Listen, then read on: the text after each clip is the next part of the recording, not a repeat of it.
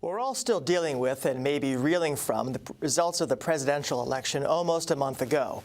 But while the national race is in the rear view, New York City's 2017 local election campaign is just getting started. With plenty of races on the ballot and plenty of issues to talk about, as well as a new president in the White House potentially changing the entire landscape of local policy, we wanted to start to break down the race today. And so we have with us two experts to discuss that. First, we have Jeff Mays, politics reporter from DNA Info. Welcome back, Jeff. And Jennifer Marsh, the executive director of the Citizens Committee for Children of New York. Very great to have you here. Thanks for coming on. Thank you. So, Jeff, set the table for us. What is potentially on the ballot next September and next November? Well, the biggest one, of course, is the New York City mayoral race, and Mayor Bill de Blasio has said a long time ago that he's going for a second term. It started off already. He kicked off his campaign a couple weeks ago with about 3 or 4 big union endorsements from groups that provide money and people on the ground. So he's kicking off the campaign early here. I think come January is when you're going to see other candidates maybe start to decide whether they're going to challenge him or not. And looking at, I hate to kill the story before it starts, but this could be among the more boring elections, right? Because you have an incumbent mayor, you have incumbents who can run for re-election in the other citywide offices of comptroller and public advocate, all the borough presidents, and I think only 8 city council members are forced out by term limits. So other than the mayoralty, is there anything else that interests you? I mean, I think the big question, too, I'm interested in is who's going to be the next city council speaker. You had Melissa Mark Viverito as a trailblazer, the first Puerto Rican, first Latino speaker, also for one of the second woman speaker. So the question is who's going to step up on that leadership role in the city council in the city. And also the Brooklyn DA race could be interesting since Absolutely. there is something of a vacancy there. Yeah, since Ken Thompson's passing, you've had his lieutenant there in place now. And the big question is, can he marshal enough resources? Can he put together a political machine that will carry him to the office? So, Jennifer, we may not know the names of all the candidates yet, but in a lot of city neighborhoods, people certainly know the issues we should be talking about.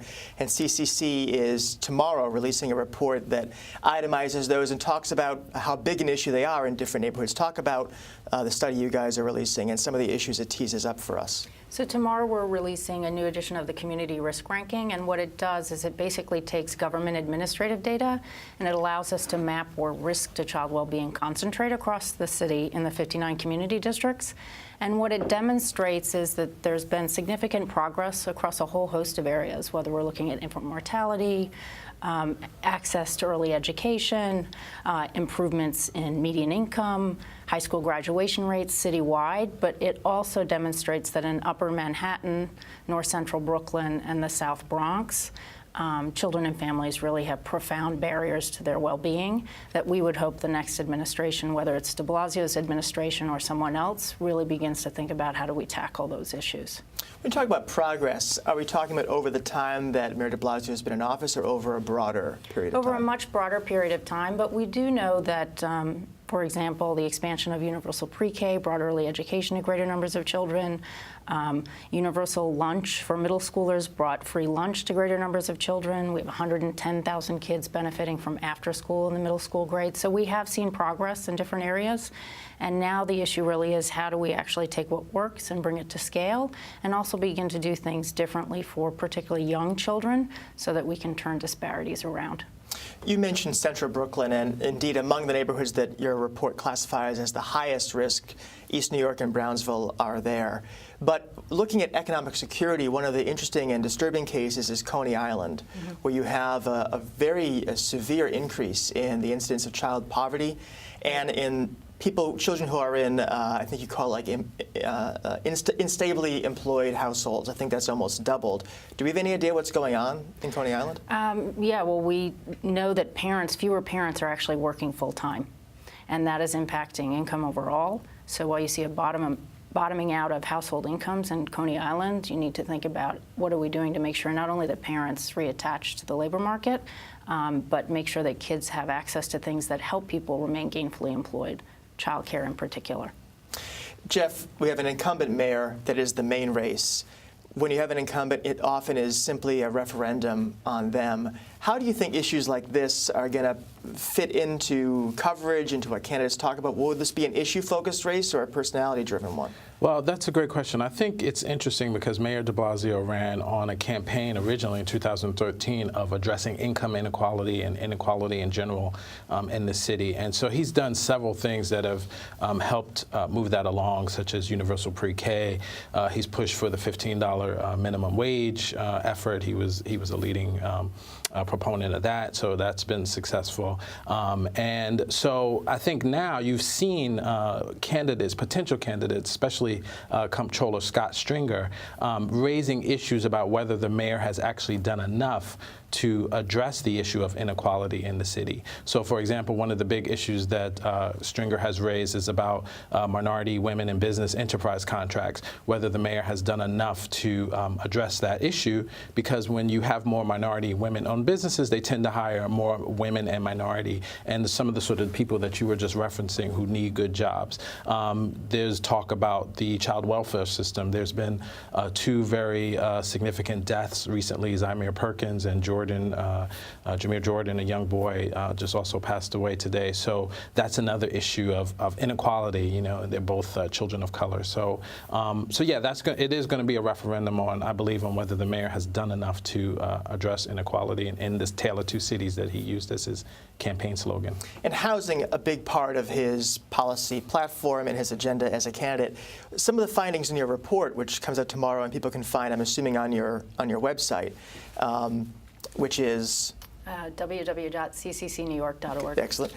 It's about housing in Brooklyn, and you have two neighborhoods, Bushwick, where housing conditions appear to have improved significantly just over the past year, and Bensonhurst, which is becoming increasingly Asian and where housing conditions appear to be deteriorating. Do you think that the changing populations in both those neighborhoods explain some of the housing difficulties we're seeing? Yes, I think what we've seen is in areas of Brooklyn that have gentrified, you see, in terms of government indicators, greater housing stability among people that are moving into the neighborhood, lower levels of rent burden. But what we need to do is look more closely block by block, because residents who have remained in the area still remain highly rent burdened and experiencing greater rates of having too many people living in their home and stressors that could lead to homelessness. So housing policy needs not only to be about creating an affordable place to live, but making sure that you actually have services around that provide stabilizing factors for households. So I know you're not here to endorse any candidates. We won't ask you to. But thinking about the issues that we're hoping 2017 will be about, your report talks about some very local pockets of severe need in a very big city. And it can be hard for candidates to address very local stuff and talking to the city at large. Knowing that, what are you hoping to hear from candidates? What issues should they be talking about?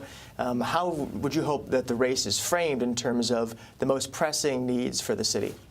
Well, I actually think we need to talk more about the universal needs of children and families. I think the reason that universal pre-K and universal after-school worked is because it reaches across economic and geographic areas. And I think that we could have a really robust conversation about how to make childcare high quality and affordable across income brackets. We could also talk about how you build community, that people don't only need an affordable place to live, but they need access to transportation and food retail and social supports, irrespective of what income level they're at. And I think that those types of conversations might create more creative policy. So let's talk about the T word, President-elect Trump. Obviously, a lot of focus in the past 3 or 4 weeks on how he's going to reshape politics and policy in the city. Some folks even think that the mayor is effectively going to run against Donald Trump. What role do you think Trump and some of the questions about the impact he's going to have will have on this race? Well, I think it's actually been a big boon for Mayor de Blasio. The day after Trump won the presidency, he was out immediately saying that we're going to resist these policies, some of these discriminatory policies that Trump has named, such as deporting undocumented immigrants or forcing Muslims to register, or he's refused to turn over any data from the ID NYC program. So the mayor has used this to his advantage in the last few weeks. He's talked about Trump Trump many times. He gave a major address at Cooper Union promising city residents that he would protect them, that the city would do everything possible to resist some of these negative policies by Trump. And I think that helps him because a lot of these issues kind of get into the issue of sort of inequality and the other, and they kind of talk directly to his base, people in the city who support him. So, you know, African Americans, Muslims, immigrants. These are sort of the people who the mayor has made his base and who continue to support him. So him appearing as a champion battling Trump only helps him, only benefits him. Jennifer, I was speaking to a person in Hunts Point this morning, the neighborhood that your report finds is the most at risk. I asked her the same question I asked you about policies she wants candidates to focus on, and she took a step back and said, let's talk about process. We want an engagement of people across the city to decide what they need best. How should that look? How do you think people who are living in Hunts Point or Brownsville or Coney Island, what can they be doing now to help shape this conversation? How can they be part of crafting some sort of solution the candidates then pick up?